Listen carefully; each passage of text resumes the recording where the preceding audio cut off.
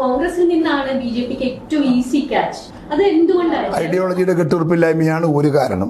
രണ്ടാമത്തെ കാരണം എന്ന് പറയുന്നത് ഈ അധികാരമില്ലാതെ നിൽക്കാൻ സാധിക്കാത്ത വലിയ ശതമാനം ആളുകളുണ്ട്. ആ കോൺഗ്രസിലുണ്ട്. ഇത് കാലാകാലമായി കോൺഗ്രസിന്റെ അധികാരം പങ്കുവെച്ചവരാണ് ഇവരൊക്കെ. അപ്പൊ അധികാരം കിട്ടാതിരിക്കുമ്പോഴുള്ള ഒരു വിലയില്ലായ്മയും നിലയില്ലായ്മയും അവരെ വല്ലാണ്ട് അലോസരപ്പെടുത്തുന്നുണ്ട്. അപ്പം അവര് വിളി വരുന്നു, സാധനം തരാം, പൈസ MP തരാം, മന്ത്രസ്ഥാനം തരാം എന്ന് പറയുമ്പോൾ പോകും. അങ്ങനെ കുറെ ആൾ പോകുന്നത് അതുകൊണ്ടാണ്. അതൊന്ന് നിങ്ങൾ പറഞ്ഞത് തന്നെ കോൺഗ്രസ് ഐഡിയോളജിക്കലി അതിന്റെ അകത്തൊരു ഡെപ്ത് ഇല്ലാത്തത് കൊണ്ടാണ്. നമ്പർ 2 എന്താന്ന് ചോദിച്ചാൽ സാമ്പത്തികമാണ്. പല ആളുകളും പോകുന്നത് പൈസക്ക് വേണ്ടി പോവുകയാണ്.